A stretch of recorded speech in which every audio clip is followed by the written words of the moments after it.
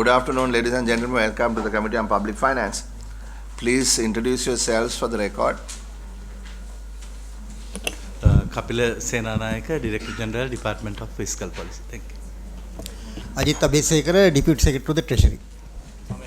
Bandakar Niyojadeka. Sulakshana Jayawardena, Director General, Corporate Affairs, Ministry of Finance. Tanuja Pereira, Tax Policy Advisor, Ministry of Finance. I am S.L. Nasir, Additional Secretary, Ministry of Tourism. Dr. Anand Jayalal, Deputy Director General, Ministry of Health.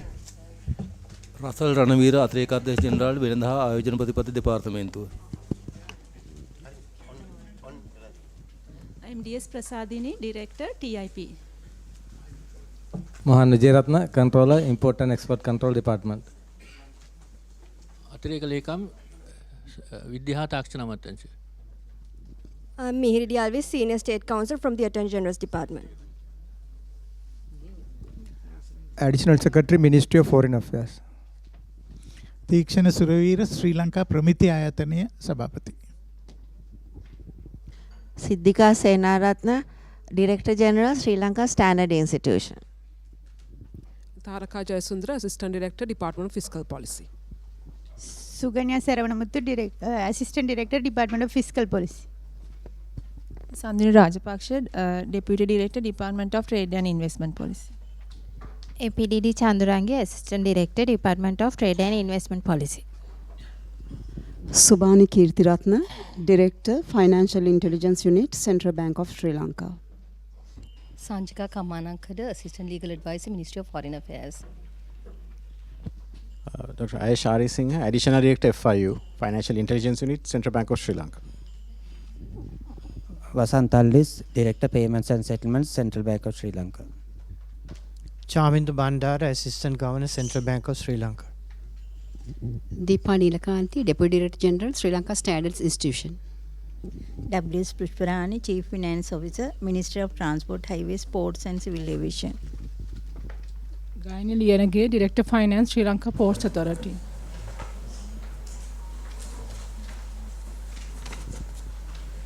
Is that all? Gentlemen. Tilakaratna, Director Engineering, Ports and Economic Commission. Revan Vikramasuriya, Director General, Colombo Port City Economic Commission. Did we get a reply?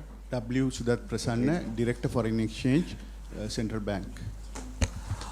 Thank you very much. I apologize for the time. Sorry, go ahead. Kapil Virakon, Deputy Director, Foreign Exchange Department, Central Bank. Is that all?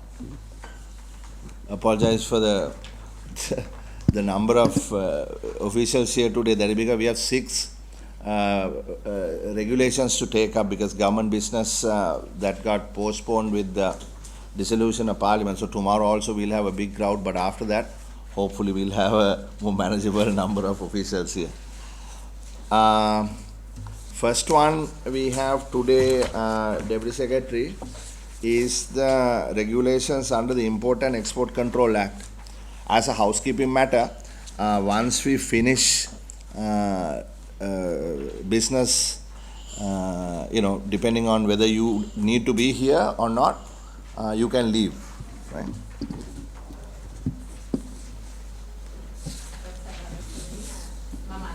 Alaka General, Gar Sabhapattumani, මේක නිකුත් කරලා තියෙන්නේ දැනට ආනයනය කරනු ලබන භාණ්ඩ 304ක් HS code 304කට ශ්‍රී ලංකා ප්‍රමිති ආයතනයේ ප්‍රමිති පැනවීම සඳහා ඒ වගේම 2018 මේ ගැසට් එක නිකුත් කරලා තියෙනවා. ඒ 2018 නිකුත් කරපු ගැසට් එක තවදුරටත් පුළුල් කිරීමක් විදිහට තමයි 2024 ගැසට් පත්‍රය නිකුත් කරලා තියෙන්නේ.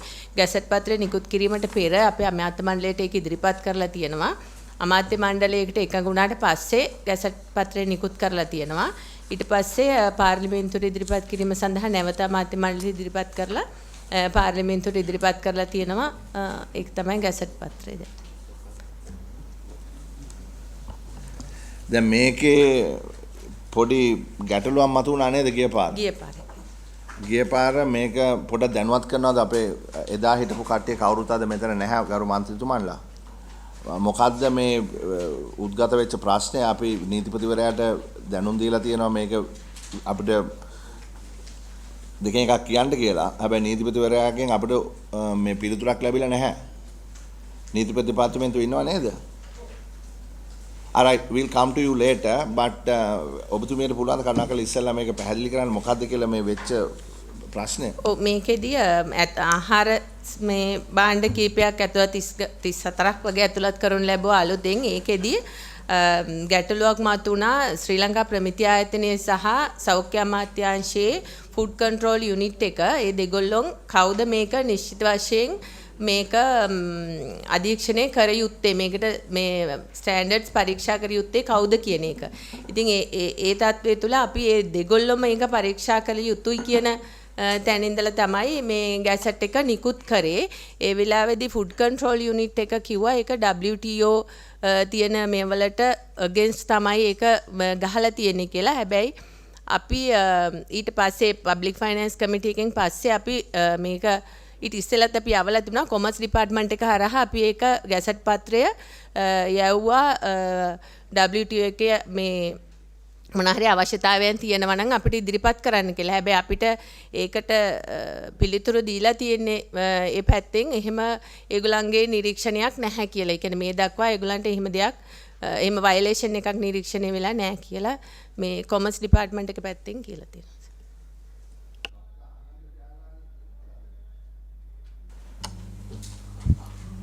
ඔබතුමානේද මේ ප්‍රශ්න ඉදිරිපත් කරේ?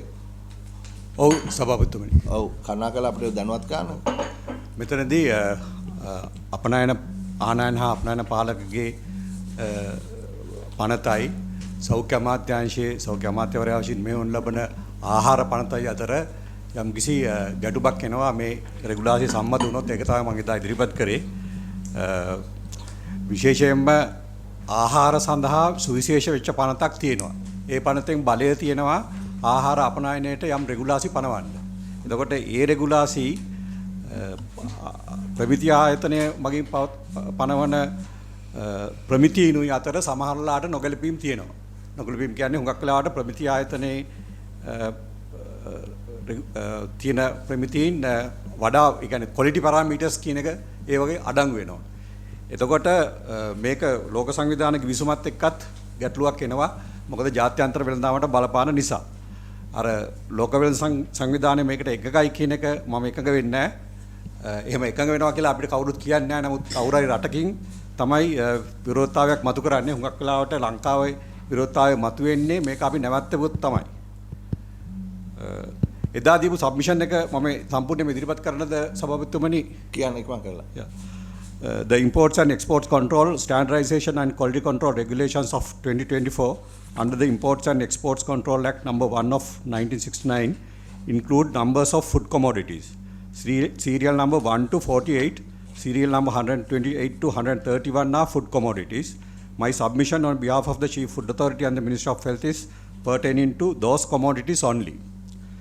Imports of all food commodities, including commodities listed in the proposed regulations, are directly covered under the Parliamentary Act, which is the Food Act number 26 of 1980, subsequent amendments to it and regulations made under the Food Act. Under the powers of Food Act, at the port of entry, Food Import Control Unit enforce the food safety requirements mandated by the Food Act on imported food. These measures are for the national interest of safeguarding public health and nutrition while ensuring fair trade between foreign countries. These measures are guided by internationally accepted norms. Most of these measures align with standards of International Food Standard Commission, commonly known as Codex standards. The proposed SLS standards, Sri Lanka standards, contain quality parameters exceeding the mandatory food safety standards. They always contain additional parameters exceeding the international codex standards. Therefore, contradicting positions will be enforced by two authorities independently if the proposed regulation come into force. Standards made under the Sri Lanka Standard Institution Act number 6 of 1984 are voluntary. By the proposed regulation, indirect action is taken to make them mandatory under the Import and Export Control Act. Further, the proposed measures violate the provisions of the World Trade Agreement.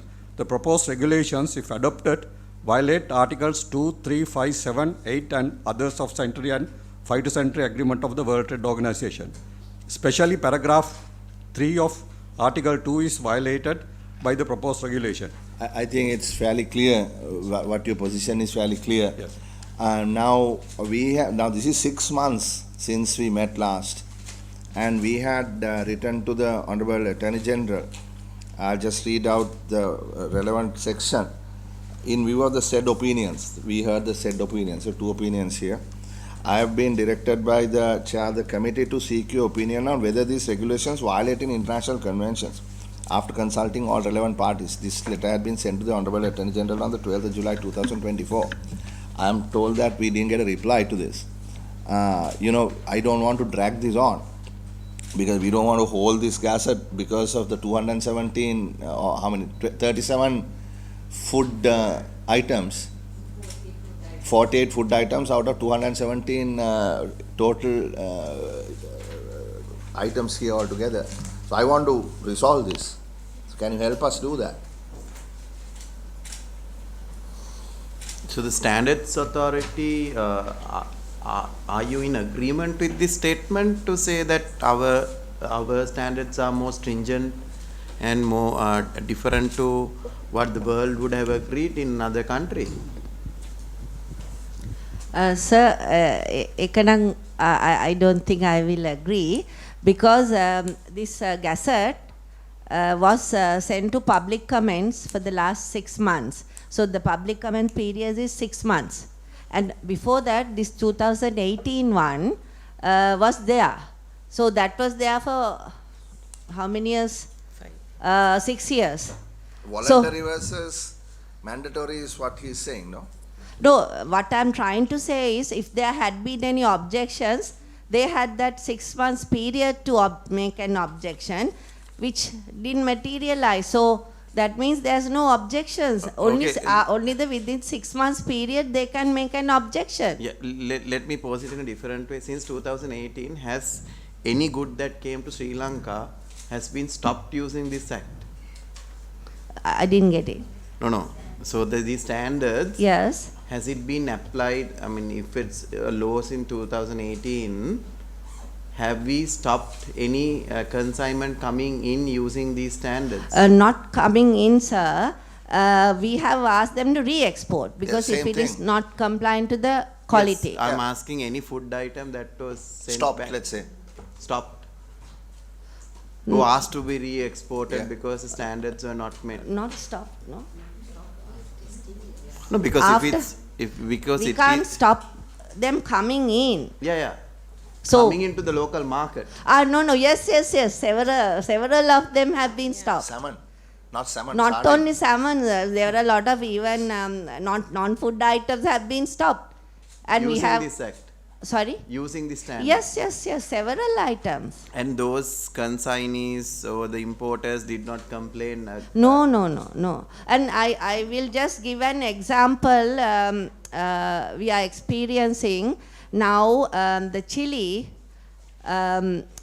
Whenever a company comes for us to get SLS, the aflatoxin levels were very high. We couldn't give SLS. So we made a complaint to Import-Export Controller. We need to check the aflatoxin and other standard parameters. So that based on that only, they put chilies into this list. At the same time, the health authority, they check chilies, but they check only the aflatoxin levels, whereas we check the moisture levels. So moisture levels is what determines with time whether the aflatoxin levels will go up or down. So that is so quality parameters also needed making a decision. Honorable members, now this has been going on, and we need to, move forward. Someone has to take a call, but there's another question for the health authority. So if these new parameters are good for the country, on whose interest are we saying that, this will have a problem? Dr. Jayalar. Issues. Now, for example, moisture is, we also have a set of quality parameters, not a kind of parameters. but there are excessive parameters laid down by That's the... what I'm asking. If Yes. the excessive parameters are good for the people of this country, right? So, and if there's no complaint that has been made from any importer, who are we afraid of? WTO? Yes. From WTO side also there is a issue. So can't we get a consultation from WTO? No, so that is what we had asked the Attorney General for. In view of the opinions, to seek your opinion whether these regulations violate any international convention. So that is specifically the question that I had asked. So, AG's office, can you respond to this, please? I'm sorry to be making this statement before this forum. However, I believe that I believe the opinion has been sought by this forum from the Attorney General. Yeah. And there's a designated office. However, I was sent on short notice Right. and I'm not aware of it. Okay. I will get back on this issue. So, I don't want to waste any time. So, we will just hold on to this, and upon the response of the Attorney General, we'll take a call. I don't think we need to call the About officials that. again. So then does it... International standard. Now we are basically trying to bring in legislation, bring certain things in. Say assuming Singapore, Thailand, Indonesia, how does this type of import, how long does it take? Usually only one authority impose food standards. Here what has happened is two institutions, there are contradictory. Now, for example, even now, consignment of canned fish is lying in the ports. I think it has been there from 2021 because of arsenic level is measured. So there are issues like that. These are very deep concerns. The issues are the problem because the importer pays demurrage and all. Yes. Finally, I'm asking international standards. I asked 5 countries. How does it operate in those countries? දැන් මෙහෙම දෙයක්ත් තියෙනවා. දැන් මට මතකයි ඔය මේ සාඩින්ටින් එකේ ප්‍රශ්නය ගරුමැතිතුමා. ඕකේ මේ පණුව දෙන්නේ 3 දෙනෙක් ඉන්න පුළුවන්ලු. ශුද්‍ර පණුව. ඉතින් මිනිස්සු කියන මේ පණුව තියාගෙන කොහොමද මේ මාළු ටින් එකක් අරින්න කියලා. ඉතින් ඒ එහෙම නේද? ඒ වගේ ප්‍රශ්න තියෙනවා. එතකොට ආණ්ඩුවෙන් කිව්වා මේ පණුව තියෙන මාළු එළියට දාන්න එපා කියලා. එතකොට අරගොල්ලෝ කියනවා නෑ නෑ පණුව දෙන්නෙක් හිටියට කමක් නෑ කියලා යම්කිසි වේට් එකකට. You both are setting standards, and health side and the other. Okay, don't you get together and discuss the matter in a one table? නෑ මේක දෙකනේ 52. සභාපතිතුමා මේ ආහාර උපදේශක කමිටුව කියන එකේ SLSI DG සමාජිකයෙක්. ඒ නිසා දෙගොල්ලන්ට කතා කරලා මේක විසඳ ගන්න බැරි කමක් නෑ ඇත්තටම. අපි සතියක් දෙන්න. Internationally, how do you handle this? Sri Lanka is not the only country that imports. No? සයි මෙහෙම ඉන්ටර්නැෂනලි අපි ස්ටෑන්ඩඩ්ස් හදනකොට World Trade Organization එකට ඉන්ෆෝම් කරන්න ඕනි. එතකොට ඒ countries member countries objection එකක් තියෙනවා නම් දානවා. නමුත් යම්කිසි අවස්ථාවකදී අපි consignment එකක් reject කරොත් reject කරපුවාම reasons දක්වන්න වෙනවා. එතකොට අපිට align වෙන්න වෙනවා either international standards or our own standards. මම කියන්නද අපි මෙන්න මෙහෙම ගමු තීරණයක්. ඩොක්ටර් සිද්ධිකා සේනාරත්න ඩිරෙක්ටර් ජෙනරල් ඊළඟට ඩොක්ටර් ජයලත් මේ හෙල්ත් මිනිස්ට්‍රි එකෙන් සහ ඇටර්නි ජෙනරල්ගේ ඔෆිස් එකේ 3 දෙනාට එකතු වෙලා මේකේ මේ අපිට අවසාන මේ සාමූහික මේ එකකතාවයක් ලබා දෙන්න. සාමූහික එකකතාවයක් මේ දේශීය වශයෙන් but internationally also compare. Because otherwise we bring in things that are basically unrealistic sometimes. So compare against people that bring in quite a lot of critical mass. නෑ ඒක තමයි ඒතකොට AG බලන්න වෙනවා ඉන්ටර්නැෂනල් කන්වෙන්ෂන්ස් වලට මේක මේ violate international practices. Yeah, best practices. And as I said, Sri Lanka may get 2 million cans, but Thailand may be getting 100 million cans. ඒක අපි දාමු එපතකට DG ඉන්නවනේ මේ export control import control. So she is the final authority on that, no? So the 4 of them to give us a report like within what? A week? 10 days? And then we don't need to call them again. We will internally approve it or not. Right? Depending on what their reply is. Correct. Yeah, they can't give up, which is not practical. Yeah. Import, export control. Now, we have so many, like, other items. Are we adhering to these? Like, what is the process that to ensure that these are not in the market? Because SME sector always complain that inferior goods are in the local market? Are we doing backward audits? Are we trying to stop things which are not in the standard? Now, if you take some of these electrical items, we can go to the payment and get. So, who's here is responsible for that piece? So now, we have law. that is a quality control, no? So then that is dependent upon Sri Lanka Standard Institute. We'll have to provide that. Will not release these goods. That is the normal way. Unless it is that smuggled. is the process, no? Yeah. But things have come to the market, no? So then who's responsible to checking that? Law enforcement. Smuggled? Who's that? Law enforcement. Anybody here? Any institution here? No, what I'm trying to get at is we pass all these, right? We pass all these standards. These are non-tariff barriers that helps our industry here, right? So just by having it here doesn't mean that it's not in the market. So there should be an authority or somebody accountable of implementation also. I mean, we can pass all these acts. That's right. So just want to understand the effectiveness of this. Anybody who can come? May I comment on that? Yes, please. Who's ආහාර පනතේ නම් ආහාර සම්බන්ධයෙන් මහජන සෞඛ්‍ය පරීක්ෂා MOH ඉන්නවා ඒ සම්බන්ධයෙන් බලන්න. Right. ඇත්තටම ඔබතුමා කියන කතාව සම්පූර්ණයෙන්ම අනිත් දේවල් වලට හුඟක් වෙලාට කිසිම ඔතොරිටි එකක් නැහැ. පරීක්ෂා කරන්න පාරිභෝගික ආරක්ෂක අධිකාරිය හිටියොත් මිසක්. පාරිභෝගික ආරක්ෂක අධිකාරියෙන් කවුද ඉන්නේ? අද නැහැ. නෑනේ. alright. දැන් අර ගුල්ලෝ ගහලා තිබ්බනේ මේ ගෙනාපු හාල් වල ආනයනය කරපු හාල් වල කවුද ඒක මේ ඩිටෙක්ට් ඒක ආහාර පාලනයකින් හොයාගත්තේ. I mean there are two things here. One is the smuggled goods. You know, so that is a completely different can of worms. No, Chair, the thing is smuggled goods is one. The other one is I was at the Trade Ministry for a few weeks when Dr. Harini was taking over. The sampling process and the checking process and the backward auditing process is not existence. So maybe we can call another thing for the Trade Ministry to ensure that these things are in place. Okay, That's why I asked how many consigns are stopped.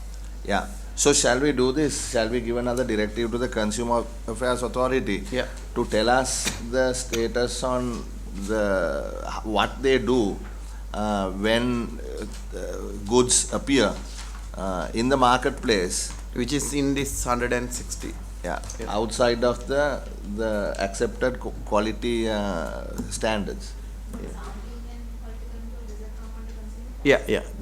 They have to, because what gets checked in the customs, customs also we need to bring, because that is also a process. No, customs is unless you smuggle, what she says is, without the quality control, the standard, they won't allow the good to be unloaded. No, isn't that correct? Yes. That is correct. So technically, if you bring it according to the law, it can't come in. Is that correct? Is that right? Yes. Yes. Okay. No, that won't be the case. No, if you have international export license that is there, then it comes through. The question that is there is the substandard, how does it come to the market? Now, DST Senator, you can tell whether the customs, they don't do a post audit at all. They take a long time paying them a rate and all. But these post audits are the best thing that needs to be done. You have to do a backward audit. If you find it in the market, you have to go back and see who the consignee and when it came out. That is the only way. That the post audit division is there. And ensure that if you otherwise what's happening is the importer pays a heavy amount of demurrage these days. Yeah, so at that. Whether milk powder, sugar, all of them, they don't get checked for the health authority. They see the international standard approval. Isn't that right, import controller? Everything is not looked at now. They get the standard, international standards, and they allow it to come out. These are specific items. Yeah. So anyway, we have to move on. We have 5 more matters to take up. I have a very technical question, Honorable Chair. Now, if we are taking this forward to the next committee, now apparently this was in the last committee as well. Now it's too much dragging.